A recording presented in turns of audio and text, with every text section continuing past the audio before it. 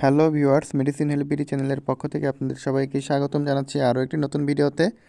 Viewers, আজকে আমরা যে মেডিসিনটি নিয়ে রিভিউ করব সেটির নাম হচ্ছে ফেমোম্যাক্স ট্যাবলেট।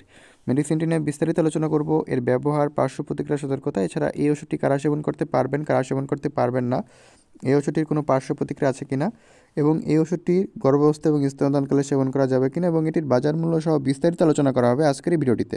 তবে তার আগে একটি কথা, আপনারা যারা আমার চ্যানেলে নতুন, যারা এখনও আমার চ্যানেলটিকে সাবস্ক্রাইব করেননি, দয়া করে আমার চ্যানেলটিকে এখনই সাবস্ক্রাইব করে আমাদের সাথেই থাকুন।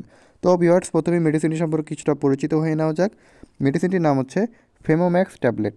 মেডিসিনটির জেনেরিক নাম হচ্ছে ফেমোটেডিন। এটি 20 মিলিগ্রাম 40 মিলিগ্রাম ট্যাবলেট আকারে বাজারে পাওয়া যায়, এছাড়া এটি সিরাপ আকারেও বাজারে পাওয়া যায়। ভিউয়ার্স, এই ফেমোম্যাক্স ট্যাবলেটটি মূলত যে সকল ক্ষেত্রে চিকিৎসকরা নির্দেশনা দিয়ে থাকেন সেটি নিয়ে এখন আমরা আলোচনা করব। ফেমোম্যাক্স ট্যাবলেটটি মূলত যাদের গ্যাস্ট্রিক আলসারের সমস্যা রয়েছে এবং যাদের ডিওডেনাল আলসারের সমস্যা রয়েছে সেই সকল রোগীদের ক্ষেত্রে এটি দেওয়া হয়ে থাকে। এছাড়াও যদি কারো অন্ত্রের উপরের অংশের যদি কখনও রক্তক্ষরণ হয় বা পেপটিক আলসার যেটিকে বলা হয়ে থাকে, সেটি যদি কখনও হয়ে থাকে তখনও কিন্তু এই ফেমোম্যাক্স ট্যাবলেটটি চিকিৎসকরা দিয়ে থাকেন। এছাড়া অনেকের ক্ষেত্রে দেখা যায় যে খুব বেশি মানসিক হতাশা বা টেনশন করলে তাদের ভিতরে এক ধরনের আলসারের হওয়ার ঝুঁকি থাকে বা আলসার হয়, তাদের জন্য কিন্তু এই ফেমোম্যাক্স ট্যাবলেটটি চিকিৎসকরা দিয়ে থাকেন। এছাড়া রিফ্ল্যাক্স ইসোফেজাইটিস এবং জলিঞ্জার ইলিসন সিনড্রোম ইত্যাদি ক্ষেত্রেও এই ওষুধটি দেওয়া হয়ে থাকে। রিফ্ল্যাক্স ইসোফেজাইটিস বলতে যেটিকে বোঝানো হয় সেটি হচ্ছে যদি কারো খাবার উপরের দিকে উঠে আসে বা ঢেকুর উঠে এবং বুক জ্বালাপোড়া করে, সে সকল ক্ষেত্রেও কিন্তু চিকিৎসকরা এই বুক জ্বালা কমানোর জন্য এই ওষুধটি দিয়ে থাকেন। এছাড়া জলিঞ্জার এলিসন সিনড্রোম বলতে যদি কখনও পাকস্থলীতে অতিরিক্ত পরিমাণ অ্যাসিড উৎপন্ন হয় এবং যদি পেট জ্বালাপোড়া করে, পেটে ব্যথা করে, তখনও কিন্তু চিকিৎসকরা এই ওষুধটি দিয়ে থাকেন। এক কথায় বলতে গেলে এটি গ্যাস্ট্রিকের বিভিন্ন ধরনের সমস্যার জন্যই সাধারণত এই ফেমোম্যাক্স ট্যাবলেটটি চিকিৎসকরা দিয়ে থাকেন।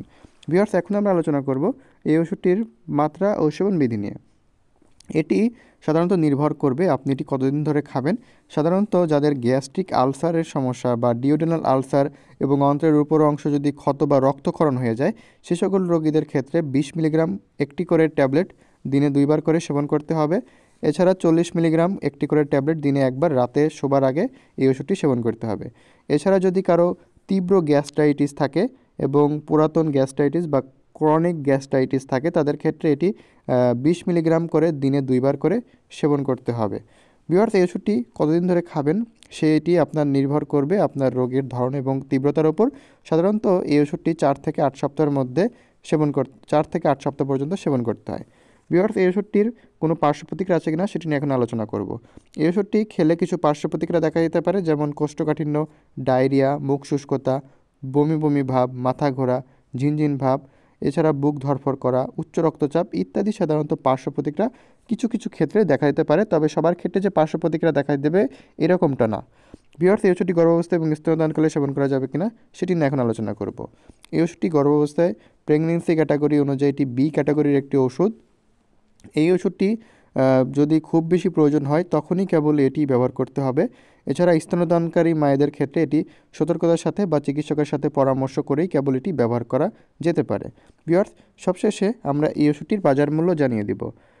ফেমোম্যাক্স ট্যাবলেটের 20 মিলিগ্রাম প্রতি ইউনিট বাজার মূল্য হচ্ছে 3 টাকা এবং 40 মিলিগ্রামের প্রতি ইউনিট বাজার মূল্য হচ্ছে 5 টাকা। তো ভিউয়ার্স, এই ছিল এই ফেমোম্যাক্স ট্যাবলেটটি সম্পর্কে বিস্তারিত।